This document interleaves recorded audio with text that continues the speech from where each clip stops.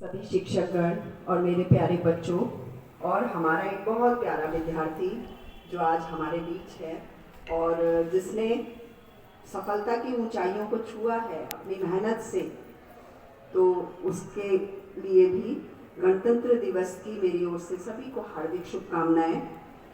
हमारा सौभाग्य है कि आज वो विद्यार्थी हमारे बीच हैं और आपको भी बहुत सारी बातें वो ऐसी बताएंगे जिससे आपको आगे बढ़ने में सुविधा होगी।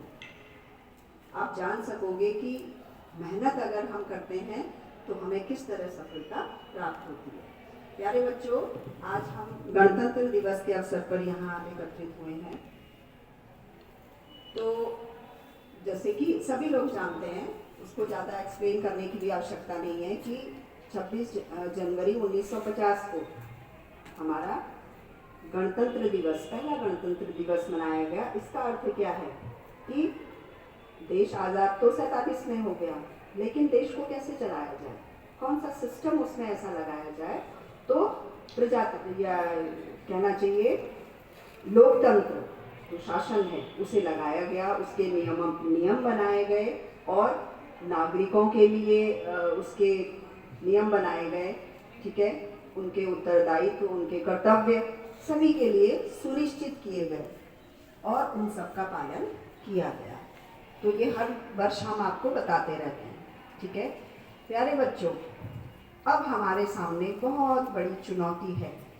अभी आपने देखा कि कोरोना के समय में किस तरह से संघर्ष करके हमारा देश आज इस लायक बन गया।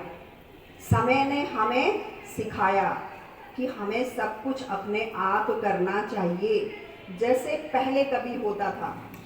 हमारा देश सोने की चिड़िया कहलाता था। कभी सोचा आपने कि क्यों कहते थे इसे सोने की चिड़िया? क्या यहाँ चिड़ियाएं सोने की थी और उड़ती थी? नहीं, हम आर्थिक रूप से, सामाजिक रूप से इतने सबल थे, इंडिपेंडेंट थे। हम अपनी सारी चीज़ें अपने देश में ही बनाया करते थे और इतनी अधिक संख्या में बनाते थे कि हमारी वस्तुएं विदेशों में भी जाया करती थी, तो उससे हमें विदेशी मुद्रा की प्राप्ति होती है।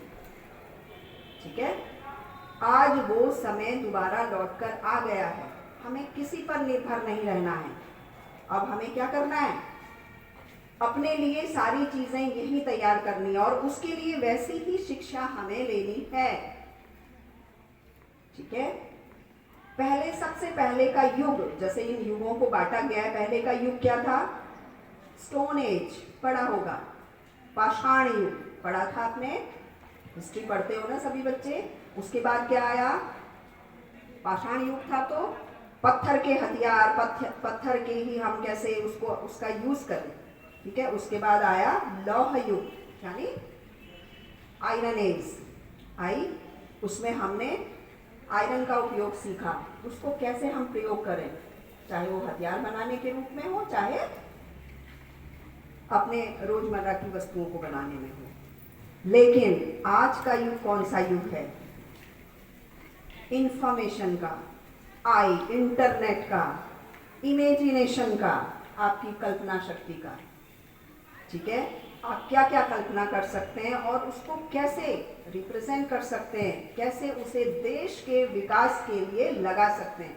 आपने देखा हमारे देश के वैज्ञानिकों ने बहुत मेहनत की और कोरोना की वैक्सीन अपने ही देश में तैयार की। ये पहला मौका है, हमारे सामने और कोई विकल्प था ही नहीं। क्या करते? हमें बनाना पड़ा, तो बनाना चाहिए।